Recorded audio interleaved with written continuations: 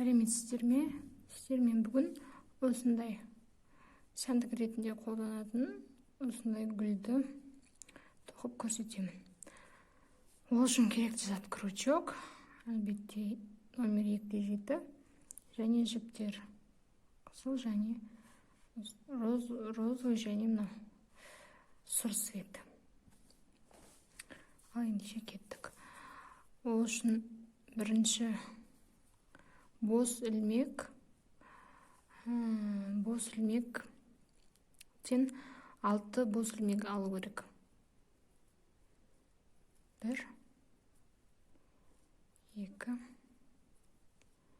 3, 4, 5, 6.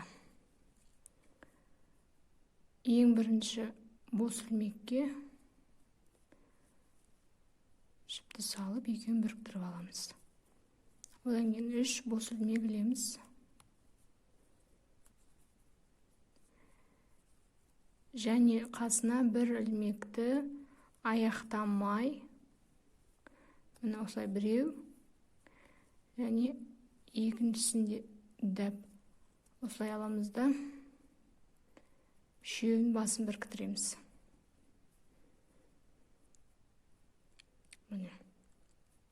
Одан кейін 3 бос ілмек алып, тағы да бір ілмекті біреу аяқтамай, екіншісінде аяқтамай, және үшіншісінде аяқтамаймыз да. Одан кейін жіпті осы тұрған 1, 2, 3, 4 жіптен бірақ кіргізіп шығарамыз. Сонда мына жетімін. Осыдан 1, 2, 3, 4, 5, 6 болу керек. Мына 1, 2 болды. Тағы да 3 бос ілмек алып, бір ілмекті аяқтамай, 1, 2,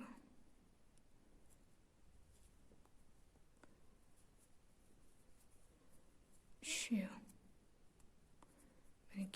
Енді жіпті 4-еуінің арасынан шығарамыз. Осыдан тағы да 3 тоқимыз.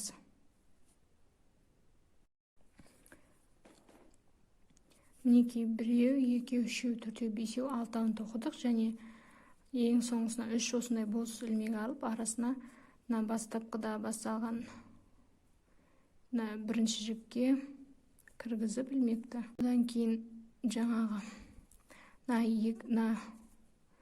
арасына кіргізіп шығарып жіпті 3 бос ілмек аламыз. Одан кейін бір ілмектен 1, 2,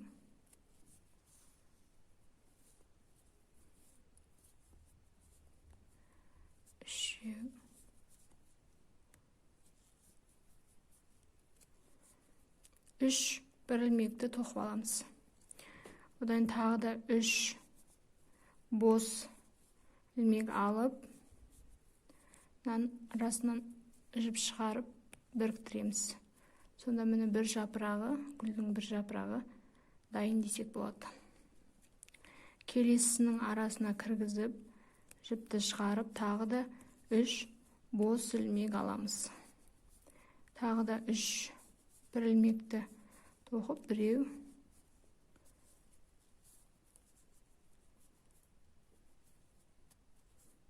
2 және 3. 3 тағы бос ілмек алып, арасына кіргіземіз. Екінші жапырақ дайын.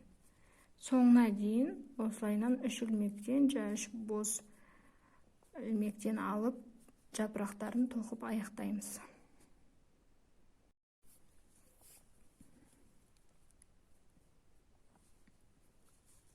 Міне 6 жаңа жапырағын тоқып, 6 жапырағын тоқып бітірдік.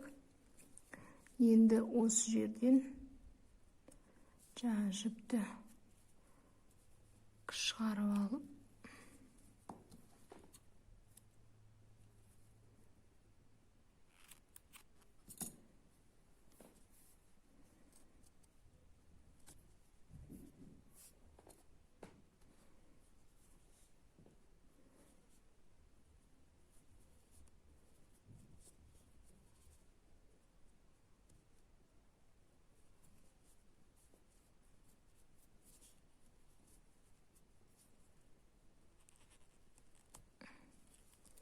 арасы шешіліп кетпес үшін жіпті 1-2 қайтара шығарып алсақ болады.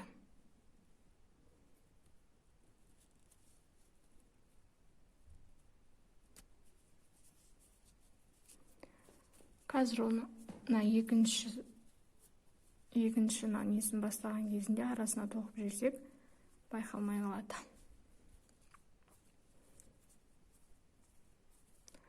Мінекей оң беті.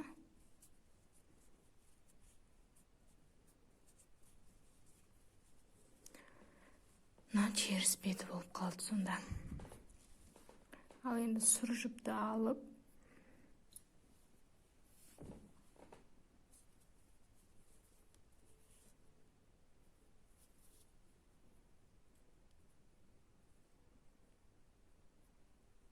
басынан осылайынан бір бос ілмек іліп аламыз. Себебі жаңа жіп шешіліп кетпес үшін.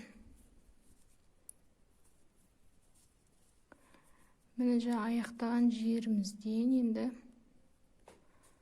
осы жіпті кез келген жерінен, немесе сол аяқтаған жаңа жерімізден бастасақ та болады.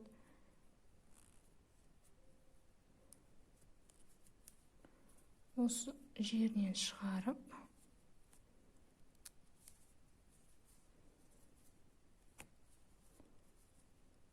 төрт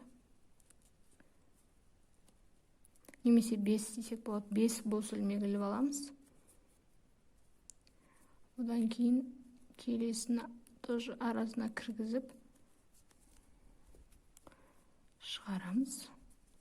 Тағы да бос 5 ілмек ілеміз.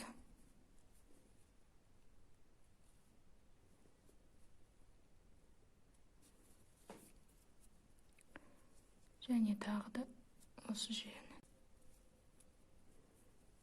Тағы да бос 5 ілмек іліп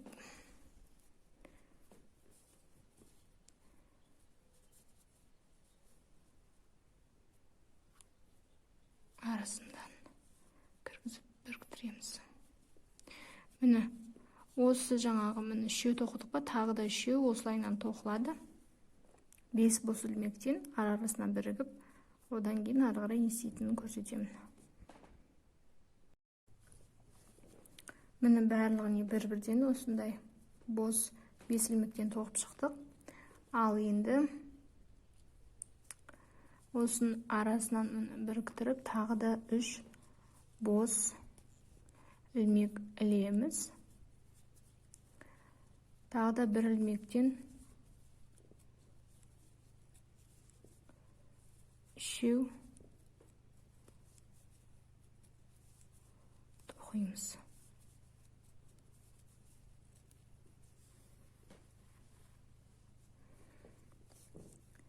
Тоқып, тағы да 1, 2, 3 бос ілмек алып, арасынан біріктіреміз. Мінекей сонда бір жапырағы дайын. Ал енді мына жіпті келесінен жіпті ортасынан шығарып, тағы да 3 бос ілмек тоқимыз, және осы мына жіпті арасына кіргізіп жіберіп тоқып жібереміз. Сонда ол байқалмай кетеді. Тағы да 3 бір ілмекті тоқып аламыз.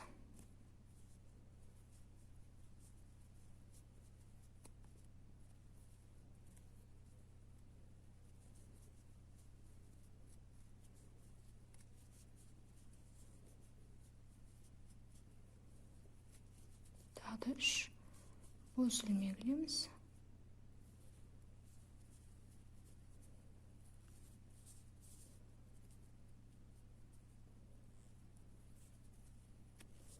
Арасынан кіргізіп біріктіріп,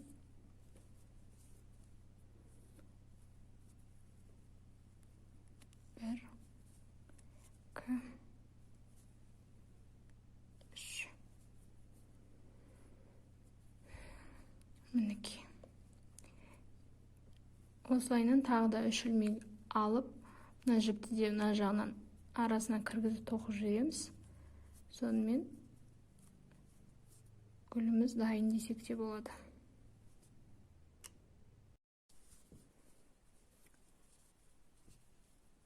Міне, сонда әрқайсысына жаңағы бір-бірден кіргізіп тоқылып шықты. Әрқайсысына жаңағы бос 3 ілмектен бірінші, одан кейін 3 бір-бір ілмектен, және соңында тағы да 3 бос ілмек тоқылып аяқталды. Ең соңына келген кезде осы шетке арасына кіргізіп жіпті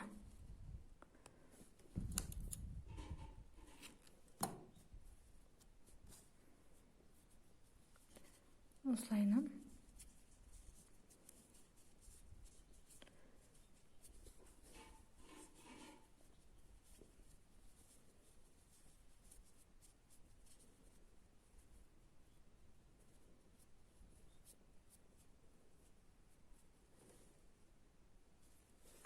жіпті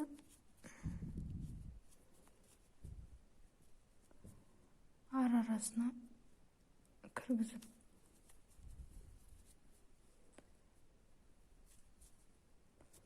салып жіберсеңіздер байқалмай кетеді.